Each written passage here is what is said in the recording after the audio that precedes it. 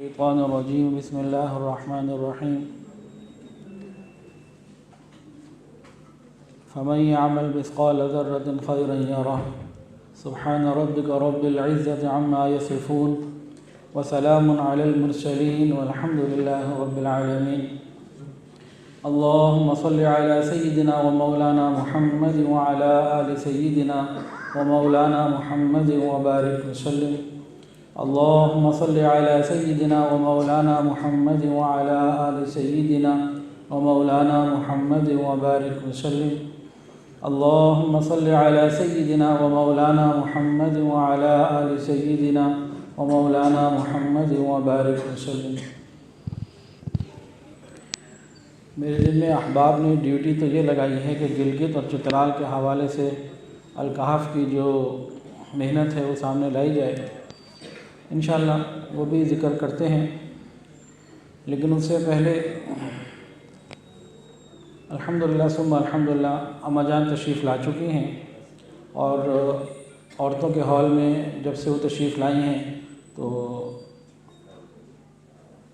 سندوں کی تقسیم، اسناد کی تقسیم چل رہی ہے، جو دورہ حدیث کی طالبات ہیں ان کی چادر پوشی چل رہی ہے، اور اسی طرح جن معلمات نے انتظامی امور میں جنہوں نے نمایاں کامیابیاں انجام دی ہیں ان کو اماں جان کے مبارک ہاتھوں سے دست شفقت سے چیزیں مل رہی ہیں، اور جس میں آن لائن آن سائٹ مختلف شہروں سے لوگ آئے ہوئے ہیں الحمدللہ، اور اللہ تعالیٰ قبول فرمائے، اماں جان کی سرپرستی کو بھی ہمارے لیے برکت کا ذریعہ بنائے۔ حضرت جی دامت برکاتہ العالیہ اپنی صحت کی وجہ سے نہیں آ پائیں گے، آج تشریف نہیں لائیں گے۔ رات کو بات ہوئی، حاضر ہی ہوئی، فرمایا کہ میں تو آیا ہی اسی لیے تھا اور رکا ہوا بھی آپ کے پروگرام کے لیے ہی ہوں۔ ڈاکٹر نے کچھ ایسا کہہ دیا کہ لاہور میں کرونا کی نئی لہر بہت تیزی سے پھیل رہی ہے، آپ گیدرنگ میں نہ جائیں۔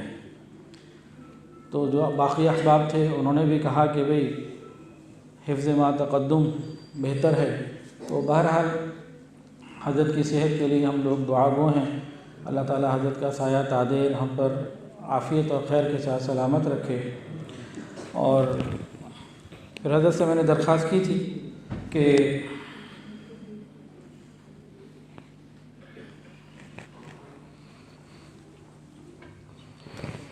فون آ رہا ہے، نیچے آواز جا رہی ہے، اپنی جانی پوچھ کے بتا دیں کہ نیچے کی کیا بات ہے۔ ہمارے لیے کچھ کلمات ہو جائیں، تو حضرت نے فرمایا کہ بھئی وہ اس کے لیے میں حاضر ہوں، آیا ہی تھا لیکن اب ڈاکٹروں نے روک دیا ہے تو یہاں نہیں تشریف لا پا رہے ہیں، تو حضرت نے الحمدللہ ریکارڈنگ کروا دی ہے، ابھی انشاءاللہ ہم چلائیں گے۔ ٹیم گئی تھی صبح 10 بجے، میں ان سے ملا ہوں، تو یہ انشاءاللہ العزیز حضرت جی کی ریکارڈنگ انشاءاللہ العزیز جو آج خاص طور سے ہمارے لیے بیان ہونا تھا یہاں پہ، وہ آن لائن ہو رہا، وہ مطلب ریکارڈنگ کے ذریعے، ویڈیو ریکارڈنگ کے ذریعے شرکت حضرت کی ہو رہی ہے۔ اس کو ایسا سمجھ لیجئے کہ گزشتہ زمانوں میں خطوط کے ذریعے رابطہ ہوتا تھا، تو یہ ویڈیوزنگ کے ذریعے رابطہ ہے۔ بہرحال انشاءاللہ امید ہے اللہ تعالیٰ جلد ہی صحت یاب ہو کر تشریف لائیں گے، اس کے لیے دعاؤں کی ضرورت ہے۔ شمالی علاقہ جات، اس میں ہمارے الحمدللہ پے در پہ سفر ہوتے چلے جا رہے ہیں، اور کئی ساتھی ہمارے ہیں جو مستقل ساتھ جاتے ہیں اور کئی تبدیل ہوتے رہتے ہیں، تو مختلف سروے کرنے کے بعد جو چیزیں ملی ہیں وہ انشاءاللہ میں آپ کو پیش کرتا ہوں۔ اس تصویر میں 2 رخ ہیں۔ ایک رخ وہ ہے جب میں اور آپ سیر کرنے کے لیے گلگت کی طرف جاتے ہیں تو بڑا اچھا موڈ ہوتا ہے، لیکن جہاں ہم سیر کرنے جا رہے ہوتے ہیں ان لوگوں کی ان علاقوں کے حوالے سے کیا ذہنیت ہے، وہاں غربت، ناخواندگی، بے روزگاری اور دوسرے بہت سارے وسائل کی وجہ سے وہ یہ کہتے ہیں کہ یہ خوبصورت پہاڑ ہمیں سر پھوڑ کے خودکشی کرنے کا بھی کام نہیں دیتے، کہ خودکشی حرام ہے۔ جہاں تک فرق ہے یہ 2 ذہنیتوں کا۔ یہاں سے گلگت کے لیے سیر پہ جانے والے وہ کبھی بھی وہاں کے ان حالات کو نہیں دیکھ سکتے جب تک کہ وہ وہاں پہ وقت نہ لگائیں، ان کے اندر نہ گھسیں، ان کے اندر نہ رہیں، ان کے گھروں میں نہ جائیں۔ میں آپ کو اچھا اس کی اہمیت کی جہاں تک بات ہے تو جغرافیائی اہمیت بھی اس کی بہت زیادہ ہے، دفاعی اہمیت بھی بہت زیادہ ہے اور معاشی اہمیت بالخصوص سی پیک کی وجہ سے اب اور بڑھ گئی ہے۔ بہت حساس اور اہم علاقہ ہے یہ۔ عمومی حالات وہاں غربت بہت زیادہ ہے اور بے روزگاری انتہا کی ہے، تجارتی منڈیاں نہیں ہیں، موسم بہت مشکل۔ ہم برف باری کو انجوائے کرنے جاتے ہیں اور اس برف باری میں وہ کئی مہینے تک محدود ہو کے رہ جاتے ہیں۔ ایک گاؤں سے دوسرے گاؤں کا رابطہ بھی قریب منقطع ہو جاتا ہے۔ تو مختلف علاقوں کے مختلف حالات، تو بہت ہی زیادہ مشقت والی زندگی ہے وہاں کی۔ جب -5 -10 -8 اس طرح سے چل رہا ہو، تو اس سے بھی زیادہ بعض علاقوں میں، تو اس میں کمرے کو نارمل روم ٹیمپریچر پہ لانا ہی ایک بہت بڑا کام ہوتا ہے۔ اس کے لیے جتنے وسائل کی ضرورت ہوتی ہے وہ ان کے پاس نہیں ہوتے۔ الحمدللہ جو ہماری برانچز چل رہی ہیں وہاں باقاعدہ اس سال ہمیں اندازہ ہوا کہ سردیوں میں وہاں زندہ رہنے کے لیے لکڑی اور دوسری چیزوں کی کتنی ضرورت ہوتی ہے۔ تعلیمی حالت پورے ملک میں ہی ہماری کوئی اتنی اچھی نہیں ہے، یہ چند ممالک کا سروے سامنے ہے۔ تو دینی تعلیم اور کم ہے، اور شمالی علاقہ جات میں بعض علاقے ایسے ہیں کہ خواتین کے اندر تعلیمی کیفیت 2% بھی نہیں ہے۔ پورے آبادی کے اندر 2% بھی خواتین ایسی نہیں ہیں جن کے پاس تعلیم ہو۔ اب میں آپ کو اچھا یہ ایک اور اسکرین آ گئی، وہاں پہ تعلیم کم کیوں ہے اور خواتین میں بالخصوص کیوں کم ہے۔ کم ہونے کی ایک وجہ تو غربت ہے، اور دوسری وجہ وہاں کے مخصوص حالات ہیں کہ آج سے کچھ عرصہ پہلے وہاں کے لوگ اس بات کے لیے تیار نہیں ہوتے تھے کہ ان کی ماں، بیٹی، بہن یہ گھر سے نکل کر تعلیم حاصل کرنے کے لیے جائے۔ اس بات پہ بھی لڑائی ہو جاتی تھی کہ عورت گھر پہ ہی رہے گی، لیکن اب وہاں پہ الحمدللہ تبدیلی آ گئی ہے، اور وہ اس کمی کو دور کرنا چاہتے ہیں جو وہاں پہ ہو چکی ہے۔ تو غربت بھی ہے، یہ سوچ بھی تھی، اور موسمی صورتحال، یہ سب معاملے، اور زبان، وہاں کی زبان جو ہے، ان کی مقامی زبان میں ہمارے پاس مواد ہی نہیں۔ ان کو کچھ بھی پڑھانا سکھانا ہو تو سب سے پہلے ہمیں اردو بتانی پڑتی ہے کہ اردو یہ ہے، اس کے بعد پھر اگلی بات ہوتی ہے۔ تو یہ مشکل حالات ہیں جس کی وجہ سے وہاں پہ کام کرنا زیادہ مشکل ہے۔ اب وہاں پہ جہاں جہاں ہمارا سروے ہوا، وہاں کے جو مخیر حضرات ہیں وہ زمین ہمیں فی سبیل اللہ دینے کے لیے تیار ہیں۔ جدھر چلے جاؤ کہتے ہیں زمین زمین زمین۔ اب ہمارا کام کیا ہے؟ اس کو بنانا اور بنانے کے بعد چلانا۔ ہم نے سوچا یہ ہے، اللہ سے مانگا یہ ہے کہ انشاءاللہ العزیز الکہف کی 100 برانچز وہاں ہم انشاءاللہ کم سے کم بنائیں گے۔ میری زندگی میں بن گئیں تو اپنی آنکھوں سے دیکھ جاؤں گا، نہیں تو جن کے پاس چھوڑ کے جاؤں گا الکہف وہ سن رہے ہیں، اور پھر وہ بنائیں گے انشاءاللہ۔ اللہ نے کروانا ہے کام، اللہ نے لینا ہے۔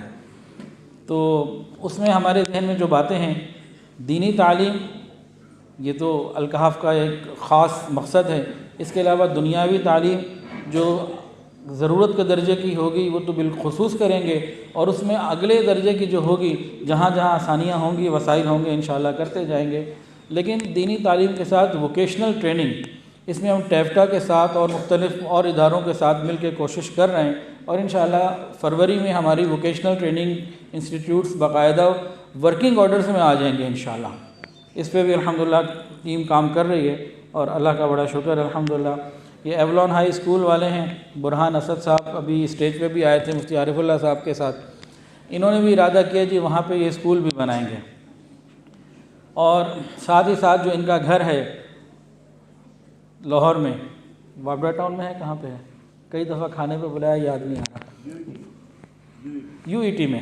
تو انشاءاللہ الکہف کی بنات کی ایک برانچ جو ہے یو ای ٹی میں انشاءاللہ یہ شوال میں شروع ہو رہی ہے انشاءاللہ۔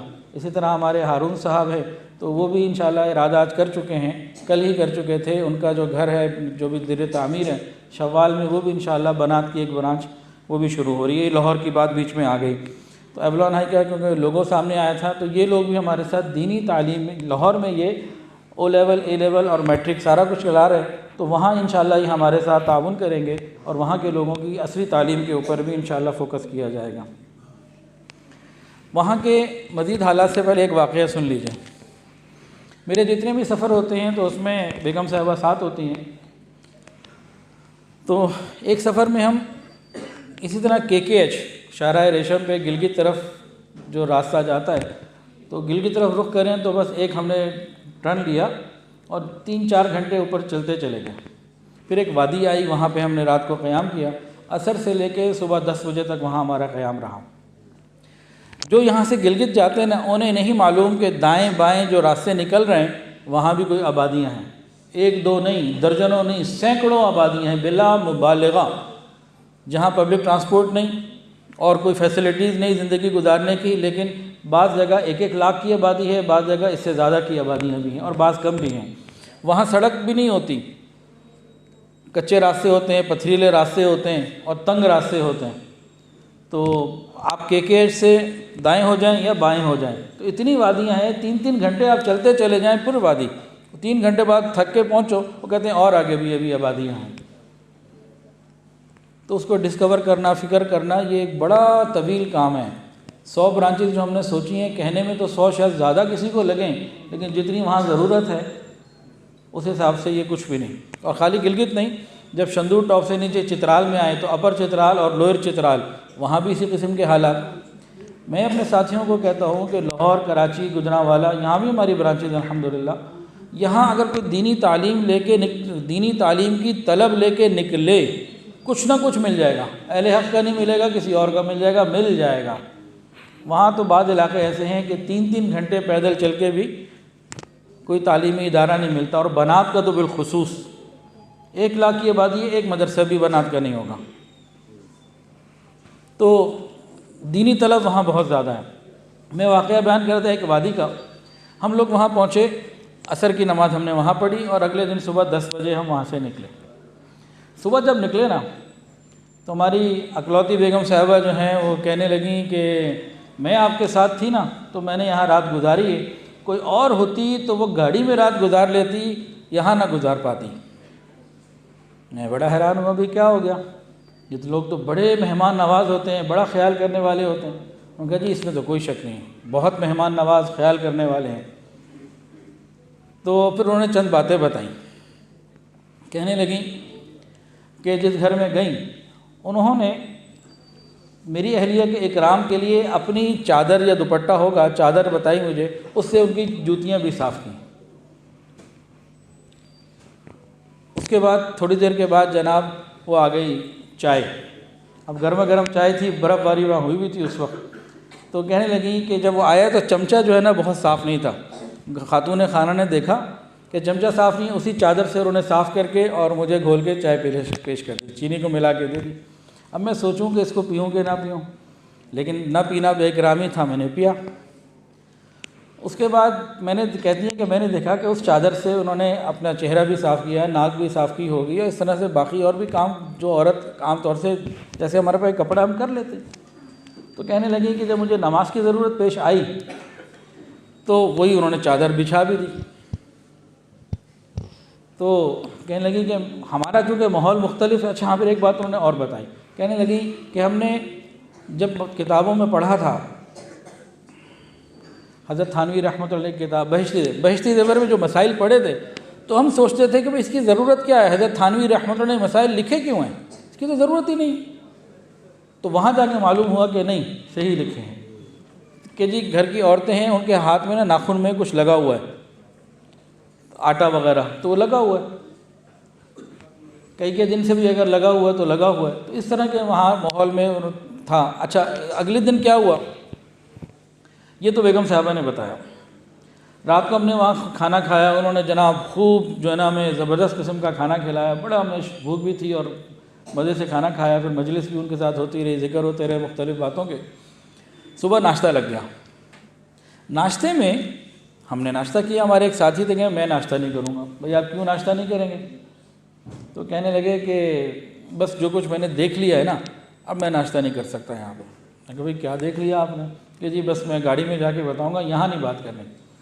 اچھا بھئی ٹھیک ہے، اب نہ بات کریں۔ خیر ہم نے ناشتہ کر لیا تسلی کے ساتھ، بڑا مزیدار ناشتہ تھا۔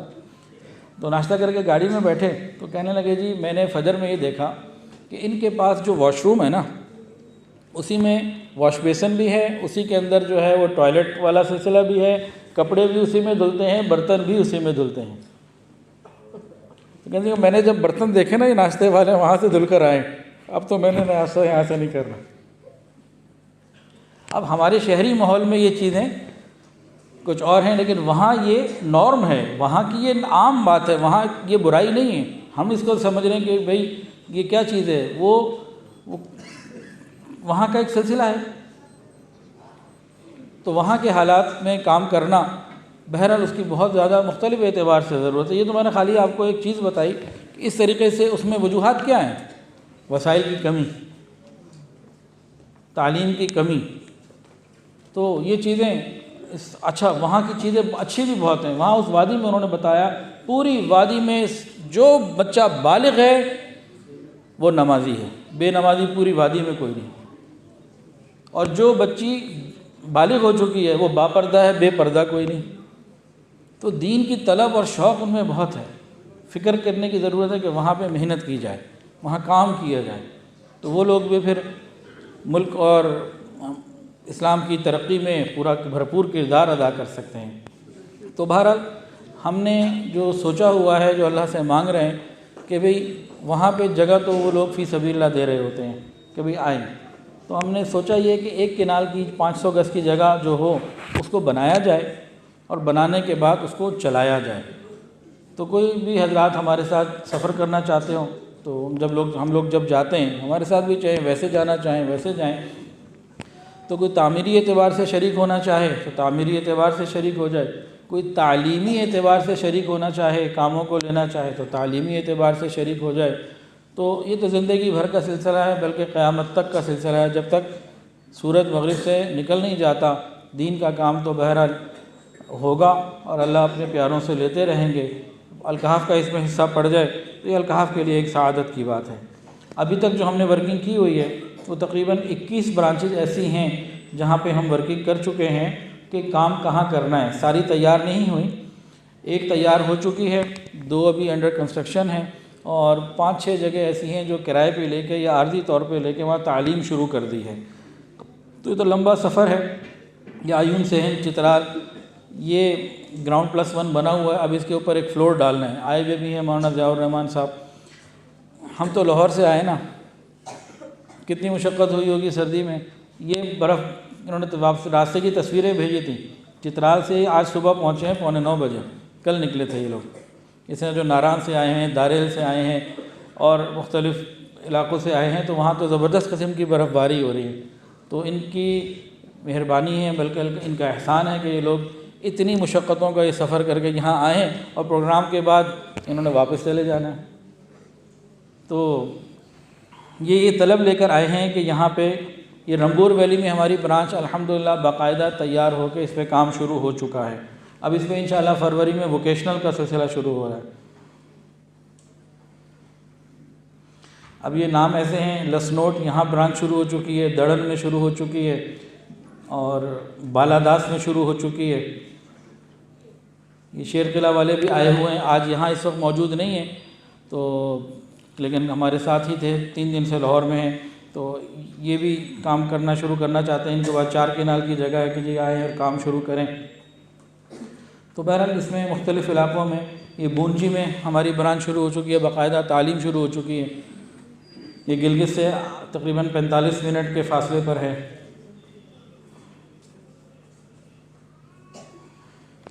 تو اس میں جو آدمی جس درجے میں شریک ہونا چاہے وہ اپنا بتا سکتا ہے، تاکہ اللہ تعالیٰ اس کام کو آسان فرمائے اور اس کو ہم لے کے چلتے رہیں۔ نیچے کیا رپورٹ ہے؟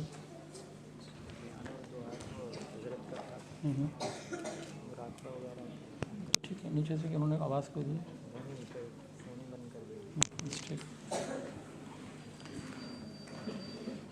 اب اس سلسلہ کلام جاری رہے گا، کیونکہ نیچے بھی تقسیم انعامات چل رہی ہے۔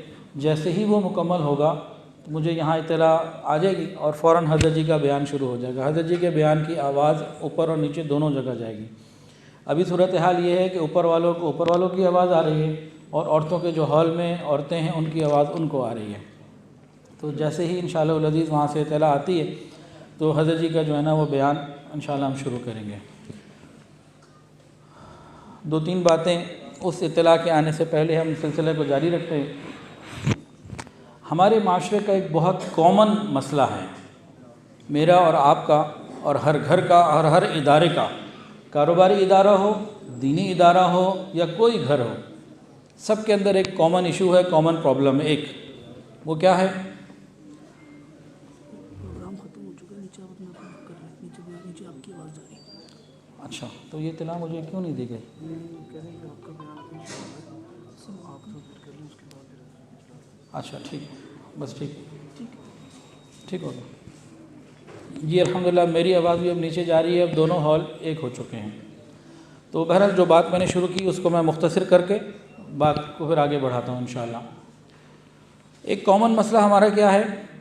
ہر آدمی ناقدری کی شکایت لے کے بیٹھا ہوا ہے اپنے دل میں۔ کسی بیوی سے پوچھو کہے گا کہ شوہر میری قدر نہیں کرتا، سسرال والے میری قدر نہیں کرتے۔ خواب والدین سے پوچھو وہ کہتے ہیں کہ اولاد قدر نہیں کرتی۔ کوئی بھی ادارہ ہو، اس کا مالک یا محتمم پرنسپل یا اس کا ہیڈ، وہ کہے گا اسٹاف قدر نہیں کرتا، اتنی ان کی سیلریز ہیں، انکریمنٹ ہیں۔ بے روزگاری کو تو دیکھیں نا، یہ لوگ ہم پھر بھی دے رہے ہیں لیکن یہ خیال نہیں کرتے۔ کسی فیکٹری والے سے پوچھ لیں وہ بھی یہی کہتا ہے۔ اب اسٹاف کی طرف سے سوچ لیں، کہتے ہیں ہم دن رات محنت کرتے ہیں، سارا کام ہم کرتے ہیں لیکن ہمارا حق نہیں دیتے، ہماری قدر نہیں کرتے۔ ہاں جی، ایسا ہے معاملہ کہ نہیں؟ ایسا ہی ہے نا؟ تو یہ ہمارے ہر جگہ کا مسئلہ ہے، ہماری قدر نہیں ہے۔ ہم کہتے ہیں کہ ہماری قدر نہیں ہے۔ جو یہ چاہتا ہے کہ آج کے بعد اس کی قدر ہونی شروع ہو جائے، وہ اس کام پر عمل کر لے تو مسئلہ حل ہو جائے گا۔ وجہ کیا ہے؟ قرآن کے اندر اللہ رب العزت نے فرمایا وَمَا قَدَرُ اللَّهَ حَقَّ قَدْرِهِ۔ اللہ تعالیٰ شکایت کر رہے ہیں لوگوں کی کہ میرے بندوں نے میرا حق ادا نہیں کیا، میری قدر نہیں کی۔ ہم نے اللہ رب العزت کی قدر نہیں کی، ہم نے رسول اللہ صلی اللہ علیہ وسلم کی قدر نہیں کی، ہم نے دین اسلام کی قدر نہیں کی، ہم نے علماء کی قدر نہیں کی۔ جب ہم نے جن چیزوں کی قدر اللہ نے کہا کرو وَمَن يُعَظِّمْ شَعَائِرَ اللَّهِ فَإِنَّهَا مِن تَقْوَى الْقُلُوبِ، جب ہم نے ان بنیادی چیزوں کی قدر نہیں کی تو ہماری قدر مخلوق میں آ کیسے سکتی ہے؟ جب ہم ان چیزوں کی قدر جتنا کرنا چاہیے یا جتنی ہم کر سکتے ہیں وہ کر دیں، اللہ کی قسم ہم میں ایک شکایت ختم ہو جائے گی کہ لوگ ہماری قدر نہیں کرتے، لوگ ہماری جوتیاں اٹھائیں گے۔ اللہ والوں کی جوتیاں اٹھاتے ہوئے میں نے بھی دیکھا ہے لوگوں کو، میں نے بھی اٹھائی ہیں اور آپ نے بھی اٹھائی ہوں گی، دیکھا تو ہوگا۔ کیا وہ انسان نہیں ہیں؟ اور جو جوتیاں اٹھاتے ہیں کیا ان کو ماں باپ نے آزاد نہیں جانا ہوتا؟ ایک نظر دیکھنے کے لیے کتنے لوگوں کے فون آتے ہیں، ابھی بھی کئی لوگ کہ حضرت سے 1 منٹ کی بس مصافحہ کروا دیں۔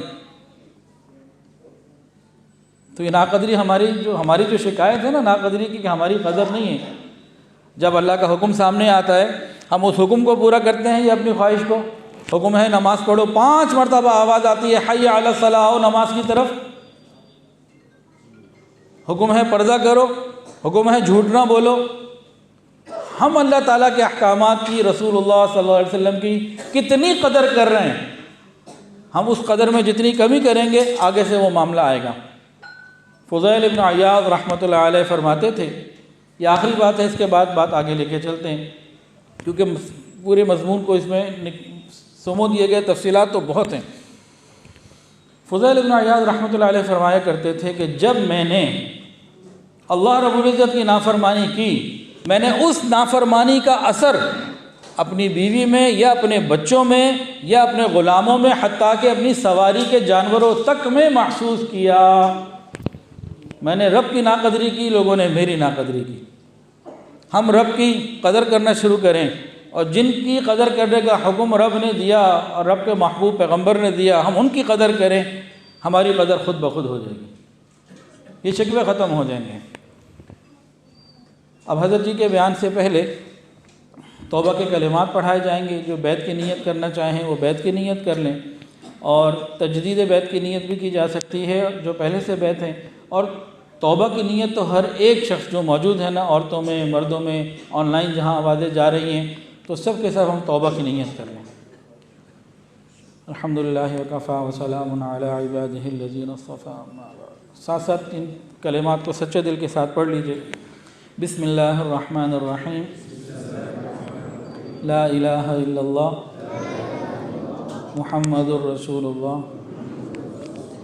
आमन्तु बिल्लाहि व मलाइकतिहि व कुतुबिहि व रुसुलिहि वल यौमिल आखिरि वल क़द्रि खैरिहि व शर्रिहि मिनल्लाहि तआला वल बअसी बअदल मौत अशहदु अन ला इलाहा इल्लल्लाहु व अशहदु अन्ना मुहम्मदन अब्दुहु व रसूलुहु अस्तग़फिरुल्लाह रब्बी मिन कुल्लि ज़ंबिन व अतूबु इलैहि अस्तग़फिरुल्लाह रब्बी मिन कुल्लि ज़ंबिन व अतूबु इलैहि अस्तग़फिरुल्लाह रब्बी मिन कुल्लि ज़ंबिन व अतूबु इलैहि बिरहमतिका या अरहमर राहिमीन।